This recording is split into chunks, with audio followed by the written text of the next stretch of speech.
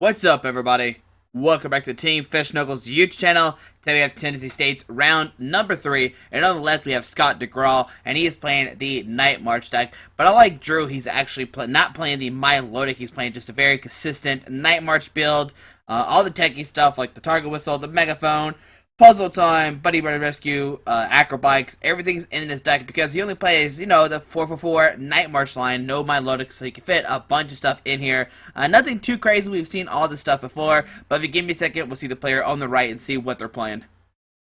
Alright, and on the right, we actually have Dustin Zimmerman, and he is playing the Reshiram, Hydreigon, Giratina, Flareon deck. Yes, I know this is kind of confusing, but the deck revolves around Reshiram and has the ability Turbo Blaze once during your turn before you attack. If this Pokemon is your active Pokemon, you may attach a Fire Energy from your hand to one of your Dragon Pokemon. And obviously, you want to get this on a Giratina. If Giratina can get the turn 1 Chaos Well, do 100 damage, your opponent can't play Pokemon Tools, Special Energy, or Stadium cards from their hand during their next turn, and it can't be hurt by EXs. And this is going to try to counter the Night March and Vespiquen Vileplume decks, because all they play is DCEs, and if you can get this off, you can make it where they can never touch DC, and you can win the game pretty easily. It does play 2 Hydreigon EXs with the Dragon Road. If there's Stadium card in play, the retreat cost of each Dragon Pokemon is 2 less, and with 2 play, it's -4. So basically, everybody has free retreat if they're a Dragon Pokemon. It does play 1 Flareon EX. It has the Flash Fire once during your turn before you attack. You may move a Fire Energy from one of your Pokemon, to this Pokemon, and that way you can Blaze Ball to attack Aegislashes, because if you notice, there's no Hex Maniac, and if you're attacking with a double Dragon Energy, you're really not going to hurt it. So I imagine the Flareon is in there for the Blaze Ball, 50 plus 20 for each fire, so 110 with 3, which knocks out an Aegislash pretty easily. Hoopa to get out your EX Pokemon, Max Elixir to look at the top 6 cards of your deck, attach a Fire Energy to one of your base Pokemon on your bench, 3 Super Scoop Up to help pick up a Reshiram on the act spot, maybe send up a new one, use Turbo Blaze again. It's just trying to get that constant turn 1 Giratina. You have the switches, so you can once again get out of the Reshiram, then retreat with Hydreigon, 4 Ultra Ball, 2 Fighting Fear Belt to make your Giratina even have more HP. And combine this with Parallel City, you kind of destroy like Vespiquen. It makes it where they do 20 less damage, and you have plus 40 HP. That is pretty crazy. I unfortunately did play against this deck, and it destroyed me. But yeah, it's a very interesting deck. A whole group of people played it, and you're going to see it a couple times on this Tennessee tournament, Tennessee State. But hopefully you enjoy this deck list, especially this Reshiram Giratina one. But let's see the match right now.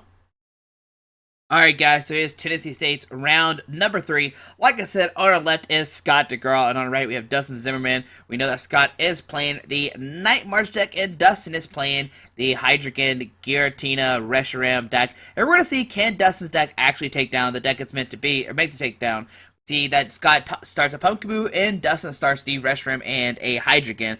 So he's pretty much got everything he wanted. We see a Fighting Free Belt going to that Pumpkaboo, giving it plus 40 HP. Going to give it 100. And we see an Escape Rope from Scott. Going to make that Reshiram switch out of the active and put the Hydreigon in the active spot. Now this is going to make things kind of complicated, because now Dustin has to retreat that Hydreigon, use Reshiram's Turbo Blaze twice, or maybe Max Elixir, and then get another Giratina out. We'll see if that's possible or not. We see Scott using Trainer's Mail. Probably grabbing the Ultra Ball and probably start looking for the good old Shea Base. We've seen Ultra Ball discarding a VS Seeker and a Lampet. He does have double Time Puzzles in his hand as well. So he can maybe, maybe use a Battle Compressor, discard a bunch of Pokemon, and then use the Time Puzzles to get back a Battle Compressor or something else. We see Shaman drawing 4. He draws another puzzle. There's a Dimension Valley coming down. But he really doesn't have anything. He has double Time Puzzle. He can get back an Ultra Ball and a Trainer's Mail. That's probably his best option. Yeah, we're going to see those two being put into his hand. Alright, so you got the double Time Puzzle. We see a Trainer's Mail. Look at the top 4 card. There's a Battle Compressor. So he can use this to discard some Pokemon out of the deck. Then maybe using Ultra Ball to get out another Shaman. And maybe draw to the other Time Puzzle. I do see it in his deck as well. So we're going to see Battle Compressor discard a Lampet. Probably discard another Lampet. Oh, Pumpkaboo, okay. Alright. And what will be the other Pokemon? Those two. It doesn't really matter who Scott, discards. He's going to probably attack with Joltik. I mean, he really doesn't need to attack with Pumpkaboo that much, because everybody's going to get one-shotted by his Giratinas. no matter what happens. We see an Ultra Ball discarding a Joltik and a Lampet. Let's get out another Shaman, and we know he does have the Time Puzzle in his hand. So we're going to see Shaman set up for 5. Alright, so 1, 2, 3, 4, 5, 6, and he does have the DC, which is great. He needs to put that down almost immediately, just in, I mean, yeah, I think you have to in this case. We see Trainers Mode look at top 4. We're going to grab the Hex Maniac, and that is actually critical. It makes it where now Dustin can't retreat this Hydreigon, use Turbo Blaze, all this different stuff that Dustin relies on turn 1.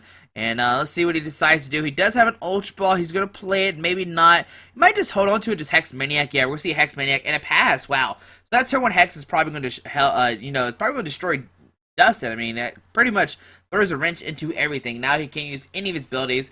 Now he still does play Max Elixir, so there is a possibility he could still get this turn 1 Giratina, knock out this Pumpkaboo, and Scott be in big trouble. They receive Giratina, Max Elixir look at top 6, and it looks like he whiffed. He did not get a Fire Energy out of those top 6, which is not good, okay? There's another Max Elixir, come on, Fire Energy, and oh, another whiff on the Fire Energy. Wow, so out of 12 cards, well, we don't know. He shuffled the deck, so we don't know what else is in there. And we see a double Dragon Energy and just a pass. Wow, that's not good. So in Scott's turn, we see an Ultra Ball discarding a Fury Bell and another Ultra Ball. Could get another Shaman if he doesn't have a Shaman in his hand, if he doesn't have a supporter card. We'll see what he decides to go for. Yep, going to get that Shade Bait, going to set up, going to draw some more cards. I'm not sure how many Night Marchers are in the discard pile, but I'm pretty sure we'll find out here together. We see a Shaman setting up, okay? He has another Battle Compressor in his hand. Can discard some more Pokemon. And, he's probably guaranteed this knockout. There's at least 6 or 7 in the discard pile. So he'll probably get this knockout. There's a Pokeboo coming down. And there's a Joltik and two Joltiks and a Pokeboo coming down, okay? Looks like Scott is definitely discarding the Joltiks. I guess he wants to go with the Pumpkaboo route. I'm not sure which one matters in this game that much. I don't really play Night March, so I'm not sure which one really matters attacking with. And we see a Sycamore from Scott go discard his hand, drawing 7 new cards. He does get a teammates in the discard pile, so if Dustin does knock out this Pumpkaboo, he can at least use teammates to get anything out of his deck, or any 2 cards. We see a Joltik, DCE, and Scott has double Battle Compressor, Time Puzzle, look at top 3. He did discard the other one, and let's see, we'll see a Night March for the knockout. On to Dustin's turn, he's going to send that Reshiram. And can Dustin take a knockout on this Giratina? That might be a, oh man, Dustin's hand looks kind of just, yeah, it looks like Dustin just has a dead hand. No, yeah, he hasn't really played a supporter or anything. Man, he's just already so far behind. We see a pass. Okay, on to Scott's turn. If Scott can knock out this Giratina on the bench, that's pretty much game for Dustin. Man, the double Max Elixir whiff, no supporter card. Whoa, man, that's always just bad. So we see he's Battle Compressor, discarded Megaphone.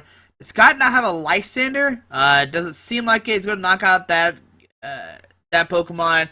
We're going to see Dustin look through Scott's discard pile to see what's all in there. But I think it's pretty much game. Yeah, we're going to see Dustin scoop and go to game number 2. So that was uneventful for Dustin. I mean, I know everybody's probably rooting for this Reshiram, Hydreigon, Giratina attack. They want to see it win. They want to see it take down the evil Night March deck, but man, just no supporter cards, double whiff on Max Elixirs. Man, what can you do? And that turn 1 Hex, I'm not sure how much it even really mattered because Dustin didn't have anything.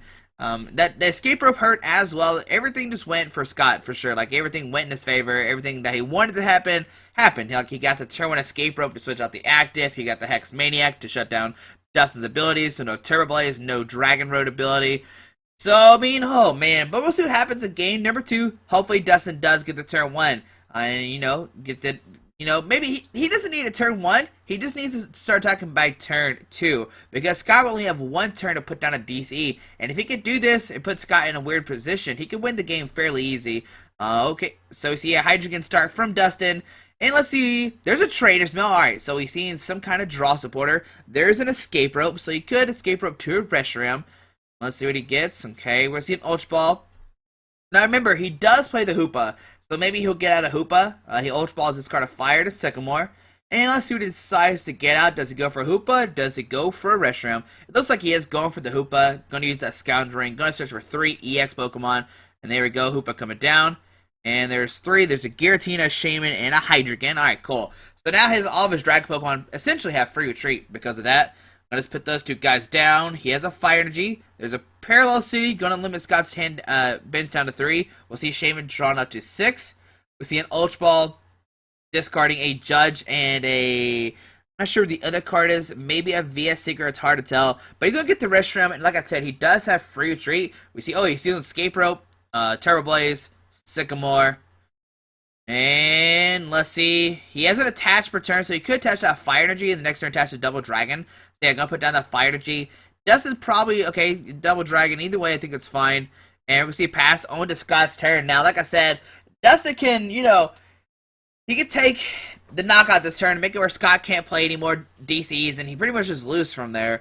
Okay, so we see a town map, going to see what's in his price cards, and we see a Joltik coming down. It looks like Scott kind of has a dead hand. There's an Acrobike, so maybe something could be coming to life. We see a Dimension Valley bumping that Parallel City.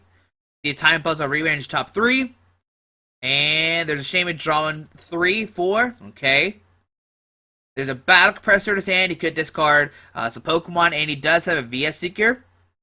Now, if Scott could somehow get a knockout, like putting the Pokemon in the discard pile and Life Center up that Giratina, I would be highly upset if I was Dustin. But, oh man, that'd be so hard. There's 2 Lampets and a Life Center. So it looks like Scott is going to try to go for that play. Looks like he is going to try to Life Center that Giratina up and take a knockout. We see a Trainer's Mail. Look at the top 4 cards of his deck. He can grab a Flowstone just to thin his deck out some. Oh, he actually discards them, but they don't go to the discard pile. So there we go. They caught that. Alright, gonna shuffle back into the deck. And does Scott have an Ultra Ball? If he has an Ultra Ball, get out of Shea Bay. There's an Ultra Ball, discarded teammates, and an Ultra Ball. Gonna get a Shaman, and I imagine we're gonna see a VS Seeker for a Lysander. Bring in that Giratina before you actually use the setup. Just so you make sure you draw 6 whole new cards. Nope, he's not going to do that. He's going to Shaman, draw 5, but he does have that Xerosic, so he can Xerosic, discard the Double Dragon Energy. And I don't know.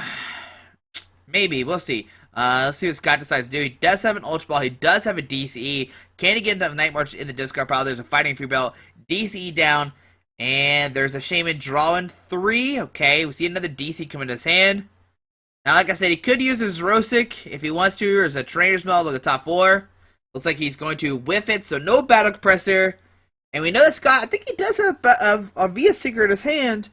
Maybe I'm seeing things, maybe it's not a VS Seeker. We see his Rosic discarding the Double Dragon Energy. And we will see a Night March knocking out this Reshiram, I am pretty sure. Okay, oh no, it's not. Wow, it looks like it's going to do 110 damage. Okay, so we see Double Dragon Energy, Turbo Blaze, and it looks like, yeah, if this Giratina attacks like it should this turn, Scott's pretty much going to lose unless he constantly VS Seekers for Double Dragon Energies and discards all 4 of Dustin's Double Dragons. He discarded 1 so far. He needs to discard 3 more, but is that, you know, does he have enough time? Does he have enough resources to do that? We'll find out here. We see a Super Scoop Up. Looks like it's Tails, alright. We see an Ultra Ball discarding a, not sure what that is. Maybe a Hydreigon. There's a Reshiram coming out. Okay, we see a VS Seeker. Or a Sycamore going to discard his hand, draw 7 new cards. Maybe Reshiram has a 3 retreat cost. And, okay, no it doesn't. Okay, yeah, we're good. I thought I had 3 retreat with the Hydreigon on the field. Okay, so we're good. I think it has a 2 retreat cost. We see a Max Looks with the top 6 cards of his deck. Going to get the Fire Energy attached to the other Giratina, which is great. Trying to get 2 Giratinas powered up, ready to go. No Whiffle Max Elixir, and we'll see a Chaos Wall knocking out that Joltik with the DC. So in Scott's turn, we know he does have a VS Seeker in his hand. We'll most likely see a VS Seeker for the for the Xerosic, discarding that Double Dragon. Yep, there's a VS Seeker, Xerosic, discard that Double Dragon Energy, and we'll see a retreat into the Pumpkaboo. And a pass on to Dustin's turn. Now, does Dustin have another Double Dragon Energy or not to continue the lock of the Chaos Will? Alright, so he's going to contemplate. He does have it in his hand, so that's great. He can put down the Double Dragon Energy, knock out the Pumpkaboo, and be good to go. As we see his Super Scoop Up, heads. He's going to pick up the Hoopa. Okay. And let's see what else does Dustin do. He does have other attackers. We see a Double Dragon Energy come down onto the Giratina. We're going to see a switch into the Reshiram. Going to see Turbo Blaze attached into the Giratina. And we'll see Sycamore discard his hand, draw 7 new cards. Okay, we see a Trainer's Mail. Look at the top 4 cards of his deck. Grabbing the Fighting Fury Belt. And he's probably going to attach this to the Giratina to give it plus 40 more HP. Alright, so there's a Fighting Fury Belt going into the Giratina. We're going to see a treat, and we're going to see a Chaos Wheel locking the DCs once again out of Scott's hand. Now, if you notice, there's no VS Seekers in Scott's prize card, so he does have access to all 4 of them. The question is, can he draw into them or not? And we see Scott going to decide to scoop this game. Go to game number 3. Dustin got what he wanted. He got the Giratina out, used the Chaos Wheel, and pretty much locked the game up. Now, Scott did have 0-6, but it just wasn't enough. Man, so on to game number 3. And after that, Dustin was going to start knocking out Shamans. He was going to do Chaos Wheel for 100, and the Fighting Fury Belt does 10 more damage, so 110 damage. He would have started knocking out those Shaman EXs, and probably would have just won that game. I mean, Scott could have maybe retreated to a Joltik and passed and see where it went, but looks like Scott, nope, he just wants to go for it. Go to game number 3. He will be able to go first, so he's going to have 2 turns of maybe 2 turns of attaching DCs. It's going to depend, does Dustin have a crazy turn 1 to get the Giratina own lock or not? We'll see what happens.